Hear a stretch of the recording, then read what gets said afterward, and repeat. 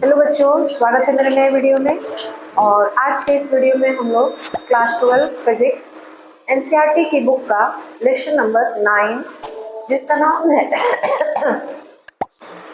किरण प्रकाशिकी एवं प्रकाशिकी, ठीक है, इसके बारे में पढ़ेंगे। लेसन नंबर 8 हमने छोड़ दिया है, वो हम बाद में पढ़ाएंगे क्योंकि उससे ज्यादा क्वेश्चन एग्जाम में नहीं पूछे जाते उस चैप्टर से।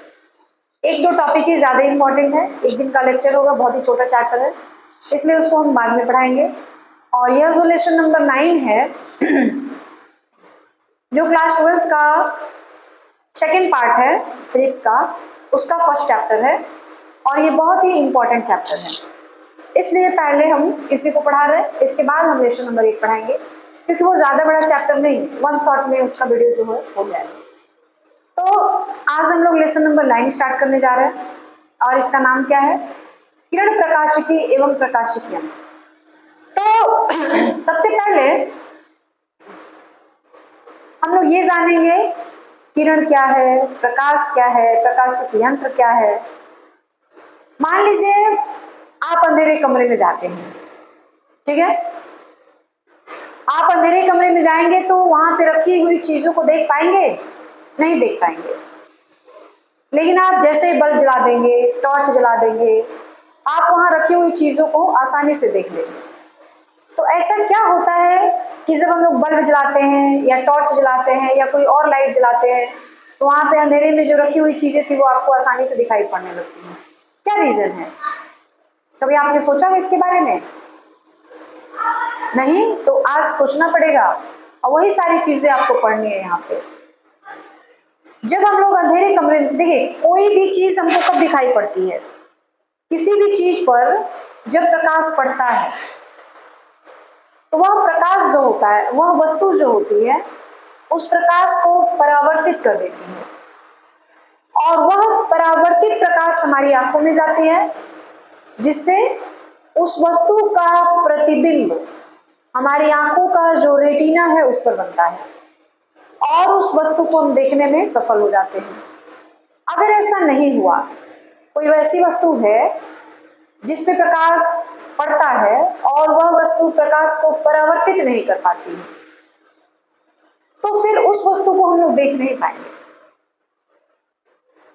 किसी भी वस्तु को देखने के लिए यह जरूरी है कि वह जो वस्तु है प्रकाश को परावर्तित करे और वह परावर्तित प्रकाश हमारी आंख में जाएगी, उस प्रकाश से उस वस्तु का प्रतिबिंब हमारी रेटिना पे बनेगा और उस वस्तु को हम लोग देख लेंगे आसानी से, ठीक है। तो मतलब यहाँ पे ये हुआ कि किसी भी वस्तु को अच्छे से देखने के लिए प्रकाश का होना जरूरी है। बिना प्रकाश के आप किसी वस्तु को देख नहीं पाएंगे, ठीक है। अब प्रकाश है क्या? प्रकाश क्या है? तो आप कह सकते हैं प्रकाश जो है ऊर्जा का एक रूप है जिसकी सहायता से हम किसी दूसरी वस्तु को देख सकते हैं। प्रकाश भी तो ऊर्जा है, चाहे वह सूर्य से ऊर्जा मिलती हो, चाहे वह मोमबत्ती से ऊर्जा मिलती हो, चाहे वह बल्ब से ऊर्जा मिलती हो, ये सारे ऊर्जा के ही रूप हैं अलग अलग। आपने पढ़ा होगा law of conservation of energy. According to law of conservation of energy, energy cannot be destroyed and not be created. It is only change from one form to another. ऊर्जा जो होती है इसको ना तो आप उत्पन्न कर सकते हैं और ना ही नष्ट कर सकते हैं, उसको हम लोग केवल एक रूप से दूसरे रूप में परिवर्तित कर सकते हैं।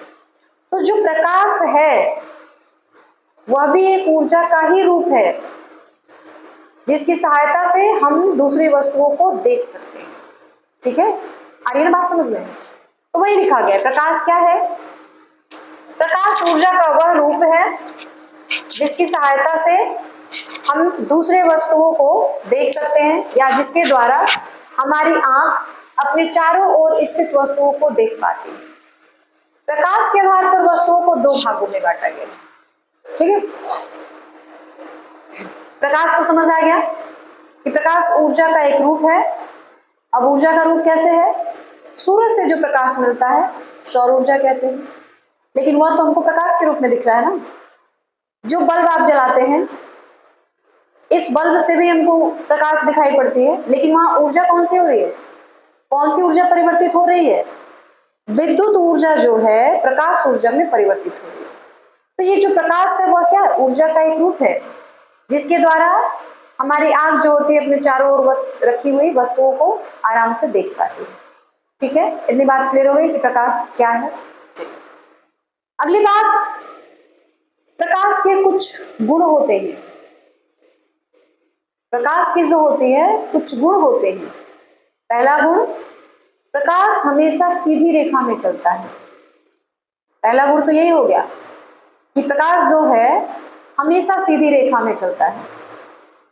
आपको ये कह दे कि सूरज जो है वह तो भाई एक जगह फिक्स है, तो उस वहां से जब प्रकाश चलती है तो उसकी सीधी रेखा में चलती है बिल्कुल। यहाँ पे थोड़ा सा एक फिगर देख लीजिए पहले। मान लीजिए यहाँ पे सूरज है, ठीक है, यहां से प्रकाश निकलता है और हमने अभी आपको बताया कि प्रकाश का यह गुण है कि प्रकाश हमेशा सीधी रेखा में चलती है। तो इसका तो मतलब यही है कि प्रकाश जब यहाँ सूरज से निकलता है बिल्कुल सीधा चलेगा और इसके सामने जो घर पड़ेगा उसी में बस लाइट जाएगी और बाकी घरों में लाइट नहीं जाएगी। लेकिन क्या ऐसा होता है कि सूरज से जो प्रकाश आता है वह किसी घर पे जाता है और किसी घर पे नहीं जाता? ऐसा आपने कभी देखा है? नहीं।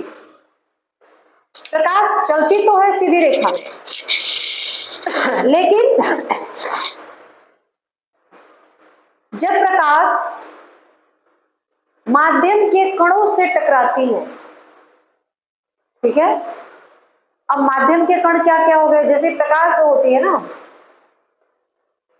बिना माध्यम के भी चल सकती है, निर्वात में चलेगी तो बिल्कुल सीधी रेखा में चलेगी, लेकिन जैसे ही वह वायुमंडल में प्रवेश करती है यहाँ पे उसको माध्यम मिल जाता है, हवा। हवा क्या है? अलग अलग तरह की गैसें हैं। तो जब सूर्य का प्रकाश इन गैसों से टकराता है, माध्यम के कणों से टकराता है, तो इनका स्कैटरिंग हो जाता है, मतलब फैलाव।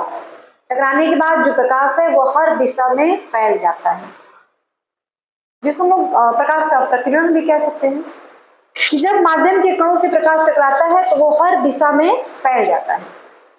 प्रकाश आया तो सीधी रेखा में, लेकिन जैसे ही उसके रास्ते में कोई पड़ा, माध्यम का कण, अलग अलग तरह की गैसें हो सकती हैं, धूल कण हो सकते हैं, जब उससे प्रकाश टकराता है तो क्या होता है? प्रकाश का प्रकीर्णन हो जाता है। प्रकाश अलग अलग दिशाओं में, या कहा जाए सभी दिशाओं में फैल जाता है। और इस तरह यह प्रोसेस होता है, लगातार चलता रहता है, लगातार चलता रहता है। और पृथ्वी पर आते आते प्रकाश सभी जगह पर, पूरे पृथ्वी पर एक समान रूप से फैल जाती है। इतनी बात समझ आ गई? तो प्रकाश की पहली प्रॉपर्टी यानी पहला गुण तो यही हो गया कि जो प्रकाश होता है वह हमेशा सीधी रेखा में गति करता है। दूसरा, प्रकाश का गुण क्या होगा? दूसरा जो प्रकाश का गुण है वह यह है, प्रकाश किसी माध्यम में भी चल सकता है या बिना किसी माध्यम के भी चल सकता है। और प्रकाश का जो संचरण होता है वह हमेशा एक तरंग के रूप में होता है। प्रकाश का जो संचरण होता है हमेशा एक तरंग के रूप में होता है, और इस तरंग का नाम है अनुप्रस्थ तरंग। जिस तरंग के हेल्प से, जिस तरंग के मदद से प्रकाश का संचरण होता है, प्रकाश एक जगह से दूसरे जगह जाता है, उस तरंग को हम लोग कहते हैं अनुप्रस्थ तरंग, या एक और नाम दे दिया जाता है विद्युत चुंबकीय तरंगे। ठीक है। और जो ध्वनि तरंगे होती हैं वह अनुदैर्ध्य तरंगे होती हैं। ध्वनि तरंगे बिना किसी माध्यम के गति नहीं कर सकती हैं, उनका संचरण नहीं हो सकता है।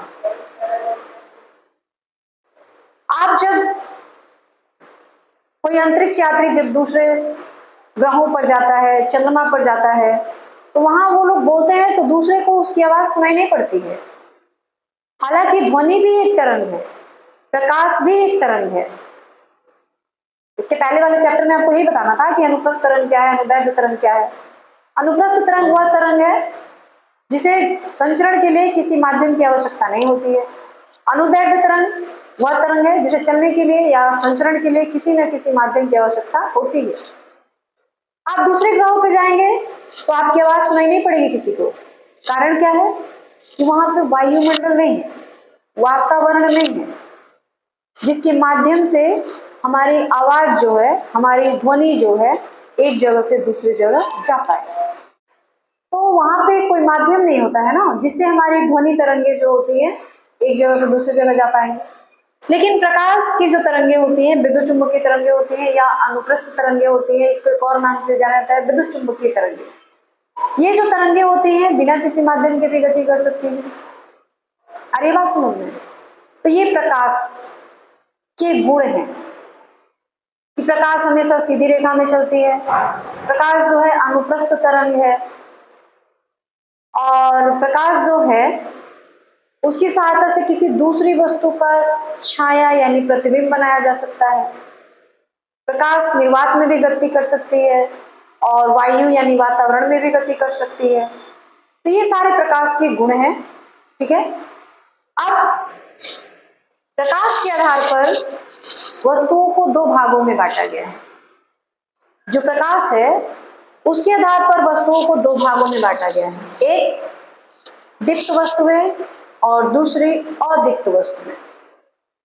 दीप्त वस्तुएं क्या है? वे वस्तुएं जो प्रकाश स्वयं उत्पन्न कर सकती हैं, या आप कहें जिनके पास अपना खुद का प्रकाश होता है, वैसी वस्तुओं को हम लोग दीप्त वस्तु कहते हैं।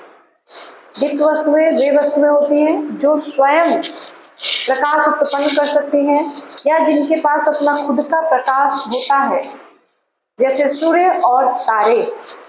सूर्य और तारे के पास अपना प्रकाश होता है, वो अपने प्रकाश से चमकते हैं, इसलिए ये दीप्त वस्तुएं कही जाएंगी। अदीप्त वस्तुएं जो प्रकाश उत्पन्न नहीं कर सकती हैं, या कहा जाए कि जिनके पास अपना खुद का प्रकाश नहीं होता है, ऐसी वस्तुओं को हम लोग कौन सी वस्तु कहते हैं? अदीप्त वस्तु। आगे बात समझ में? दीप्त वस्तुएं क्या है, अदीप्त वस्तुएं क्या है? तो जिनके पास अपना खुद का प्रकाश हो, खुद का लाइट हो, वो दीप्त वस्तुएं, स्टार्स हो गए, सन हो गया। और जिसके पास अपना खुद का प्रकाश नहीं होता है, खुद वो प्रकाश उत्पन्न नहीं कर सकता है, उसे हम लोग अदीप्त वस्तुएं कहते हैं। जैसे बहुत सारे प्लैनेट्स हो गए, मून हो गया। मून यानी चंद्रमा जो है वह भी अपने प्रकाश से नहीं चमकता है, उसके पास खुद की अपनी लाइट नहीं होती है। बहुत सारे ग्रह भी हैं जो अपने प्रकाश से नहीं चमकते, दूसरे से प्रकाश उनको मिलता है। जैसे पृथ्वी हो गई, पृथ्वी के पास अपना खुद का लाइट नहीं होता है, सूरज के प्रकाश से दिखाई पड़ता है। अब प्रकाश के स्रोत क्या है? प्रकाश के स्रोत जिससे प्रकाश उत्सर्जित होता है, प्रकाश निकलता है, उसे हम लोग प्रकाश के स्रोत कहते हैं। प्रकाश के स्रोत को दो भागों में बांटा गया है, एक प्राकृतिक और दूसरा मानव निर्मित। जैसे प्राकृतिक हो गया सूरज, तारे, और मानव निर्मित में हो जाएंगे जैसे मान लीजिए कैंडल है, कैंडल जलाकर हम लोग लाइट प्राप्त करते हैं। टॉर्च हो गया, लालटेन हो गया, दिया हो गया, ये सारी चीजें जो हैं मानव निर्मित प्रकाश के स्रोत हैं। और सूरज और तारे जो हैं ये प्राकृतिक प्रकाश के स्रोत हैं। ठीक है, अगला हम लोग पढ़ेंगे प्रकाश की प्रकृति। प्रकाश ऊर्जा का संचरण विद्युत चुंबकीय तरंग के रूप में होता है। ये तो सभी जानते हैं कि जो प्रकाश है विद्युत चुंबकीय तरंग के रूप में संचरण करती है। निर्वात में प्रकाश की चाल जो होती है 3 × 10⁸ मीटर पर सेकेंड होती है। प्रकाश के गुण जो हम लोग पढ़े थे ना, उसमें आप ये भी लिख सकते हैं कि निर्वात में प्रकाश की चाल जो होती है वह 3 × 10⁸ मीटर पर सेकेंड होती है। दूसरी चीज, जो प्रकाश है उसमें आवृत्ति होती है, तरंग दैर्ध्य होता है और प्रकाश की चाल होती है। आवृत्ति को हम लोग एफ से दिखाते हैं, फ्रीक्वेंसी। चाल को हम लोग सी से दिखाते हैं, और जो तरंग दैर्ध्य होता है उसे लैम्डा से दिखाते हैं। ठीक है, और इन तीनों में क्या संबंध होता है? जैसे मान लीजिए प्रकाश के अंदर 3 चीजें उपस्थित होती है, एक होता है तरंग दैर्ध्य, दूसरा आवृत्ति और तीसरा प्रकाश की चाल। तो जो प्रकाश की चाल है वो सी है, जो तरंग दैर्ध्य है उसे हम लोग लैम्डा से दिखाते हैं, और जो आवृत्ति है उसको हम लोग एफ से दिखाते हैं। इन तीनों में संबंध क्या है? तो इन तीनों में संबंध जो है C बराबर F इंटू लेमडा। ये संबंध होता है किसमें? प्रकाश की चाल में, आवृत्ति में और तरंग दैर्घ्य में। C क्या है? C को हम लोग कहते हैं प्रकाश की चाल, और ये फिक्स होती है कितनी? 3 × 10⁸ मीटर पर सेकेंड। लेमडा क्या है? तरंग दैर्घ्य, तरंग दैर्घ्य। और एफ क्या है?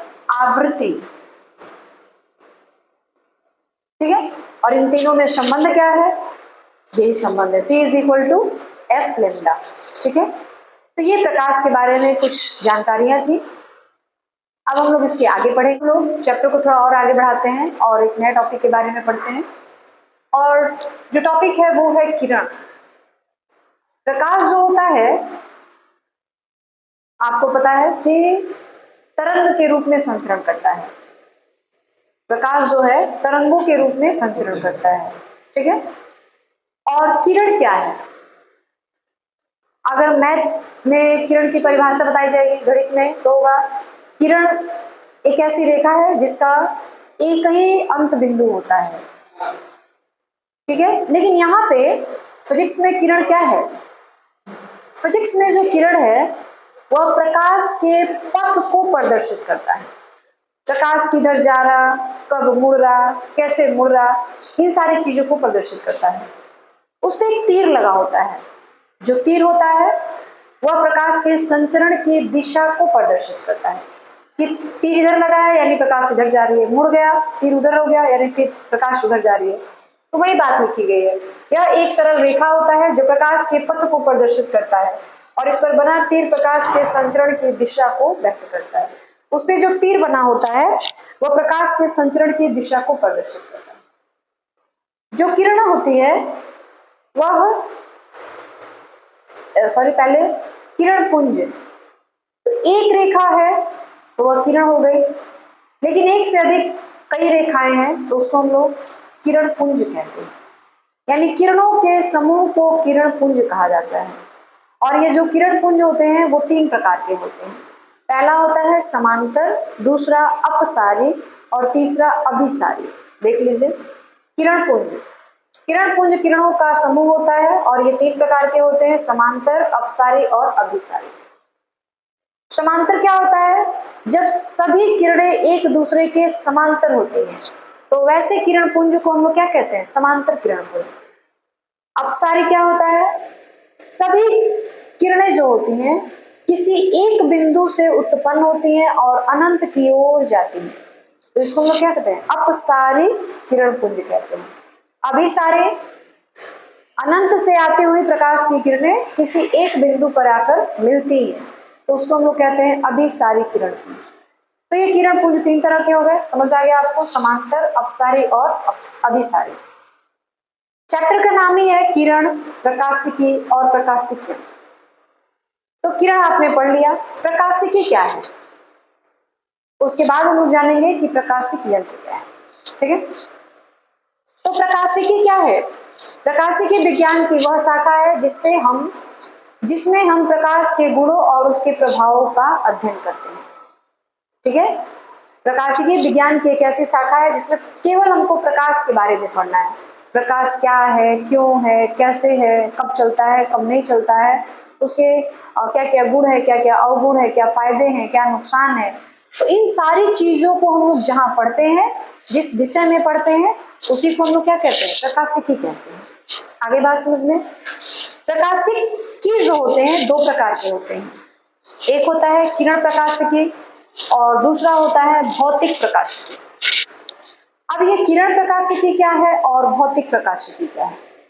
तो किरण प्रकाशिकी में हम लोग छाया का बनना, प्रकाश का परावर्तन, प्रकाश का अपवर्तन, वर्ण विक्षेपण, इन सारी चीजों को जो हम लोग पढ़ते हैं ना, वो किसके अंतर्गत आता है? किरण प्रकाशिकी के अंतर्गत आता है। और भौतिक प्रकाशिकी आगे आपका चैप्टर आएगा। प्रकाश का व्यतिकरण क्या है, फोटान क्या है, प्रकाश का वैद्युत प्रभाव क्या है, ये सारी चीजें आने वाले चैप्टर्स में आपको मिलेंगे। तो जिसमें हम लोग इन सारी चीजों के बारे में अध्ययन करते हैं उसी को हम लोग किरण प्रकाशिकी कहते हैं। और जिसमें हम लोग इन सारी चीजों के बारे में अध्ययन करते हैं, उसको हम लोग भौतिकी प्रकाशिकी कहते हैं।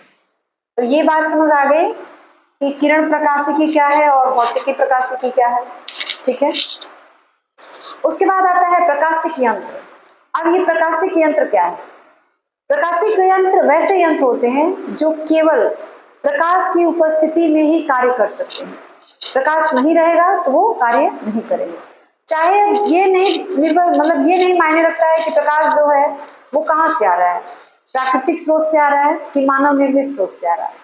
बस उस यंत्र को काम करने के लिए, उस यंत्र को चलाने के लिए आपको प्रकाश की जरूरत होगी।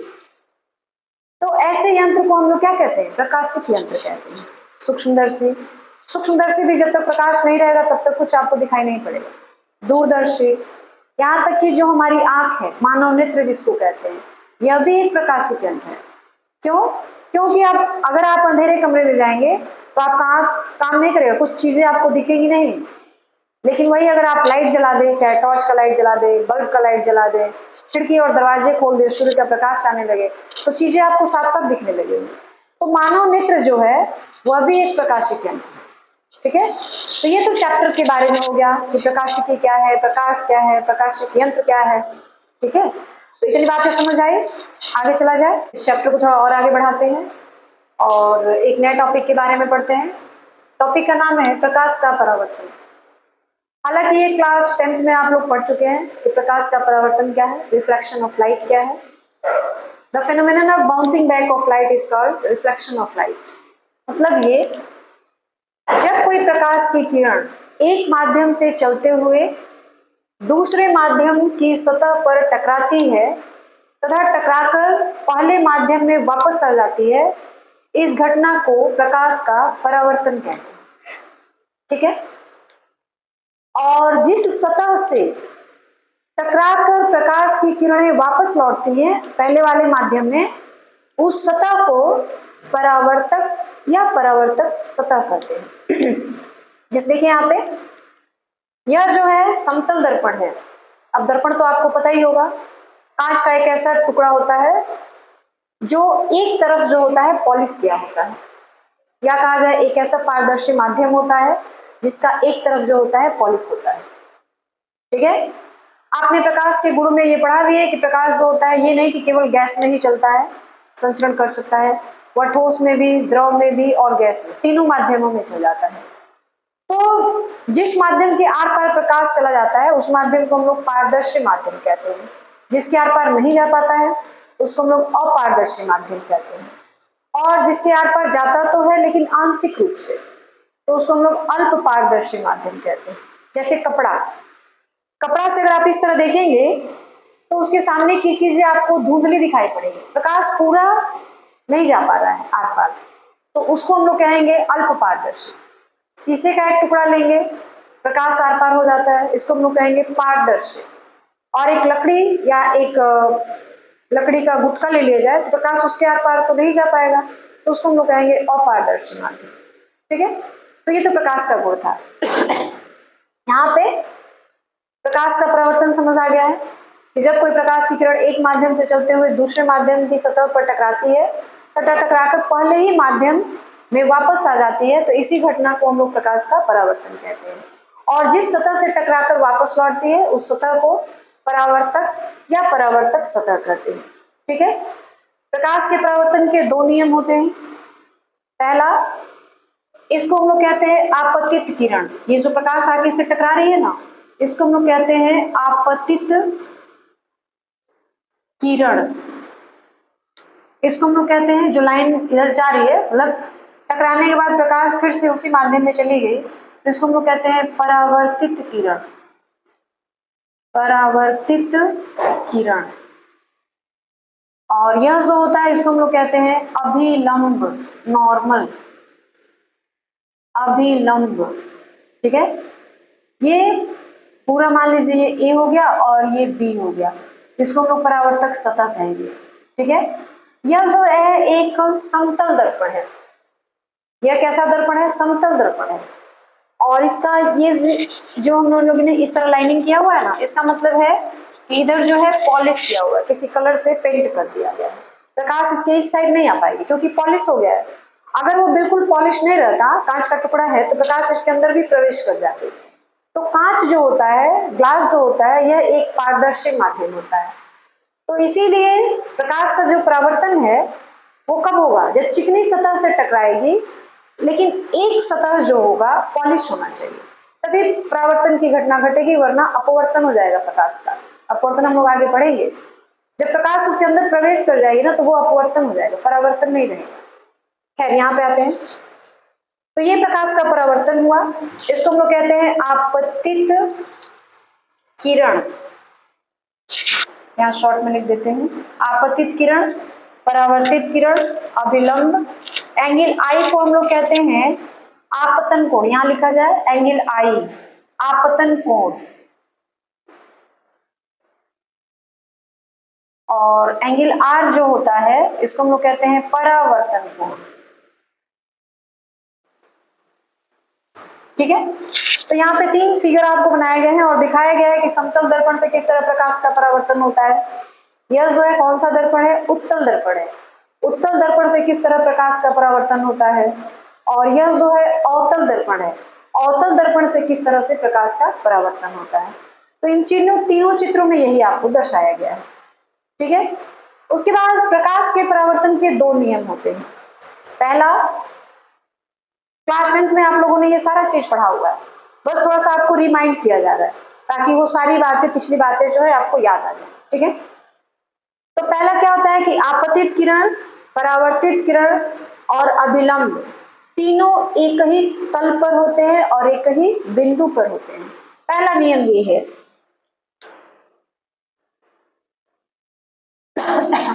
परावर्तन के 2 नियम होते हैं। 2 नियम होते हैं। ठीक है। पहला, आपतित किरण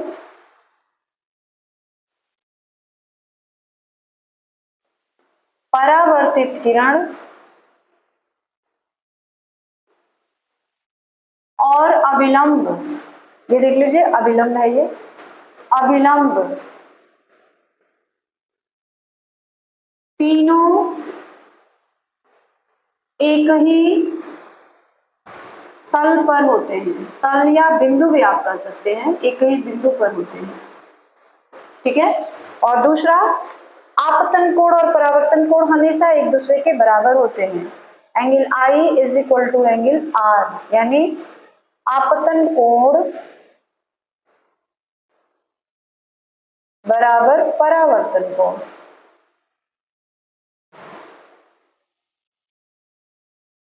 ये प्रकाश के परावर्तन का दूसरा नियम। ठीक है। अब आपतन कोण क्या है? तो आपतित किरण और अभिलंब, देख लीजिए, ये अभिलंब है ना, ये आपतित किरण है, इन्हीं दोनों के बीच में कोण बना हुआ है। तो आपतन कोण क्या है? आपतित किरण और अभिलंब के बीच बने हुए कोण को हम लोग आपतन कोण कहते हैं। इतनी बात समझ आ गई। और परावर्तन कोण क्या है? आपतन कोण को हम लोग आई से दिखाते हैं। परावर्तन कोण क्या है? परावर्तित किरण ये है, ओबी, परावर्तित किरण और अभिलंब, इन दोनों के बीच बने हुए कोण को परावर्तन कोण कहते हैं। और जब प्रकाश का परावर्तन होता है तो आपतन कोण और परावर्तन कोण दोनों एक दूसरे के बराबर होते हैं। तो ये परावर्तन के नियम है, 2 नियम है। ठीक है। पहला ये, दूसरा ये, और यही परावर्तन के नियम है। यहाँ पे देखिएगा, यहाँ पे थोड़ी सी गलती हो गई है चित्र में। चित्र ऐसे नहीं रहेगा, जो पॉलिश होगा ना वो इधर नहीं पॉलिश होगा। पॉलिश जो है वो इस साइड होगा, ये ऐसे पॉलिश होगी। ठीक है। क्योंकि उत्तल दर्पण में क्या होता है, जो परावर्तक सतह होता है वो अंदर की ओर धंसा होता है, और उत्तल दर्पण में क्या होता है, जो परावर्तक सतह होता है वो बाहर की तरफ निकला हुआ होता है। तो बस यहाँ पे पॉलिश जो किया गया था वो गलती था, बाकी सारा सही है। अब हमको लगता है ये सारी बातें आपको क्लियर हो गई हैं कि जहां तक हो सके मैं दिसंबर तक पूरी बुक को खत्म कर दूंगी। बच्चे बार बार कमेंट करके पूछ रहे हैं, तो दिसंबर तक मैं कोशिश करूंगी कि पूरी बुक जो है आपकी खत्म हो जाए। और लास्ट में मैं यही करना चाहूंगी कि अगर आपको हमारे वीडियोज अच्छे लगते हैं तो प्लीज हमारे वीडियो को ज्यादा से ज्यादा लाइक, सब्सक्राइब और शेयर करें।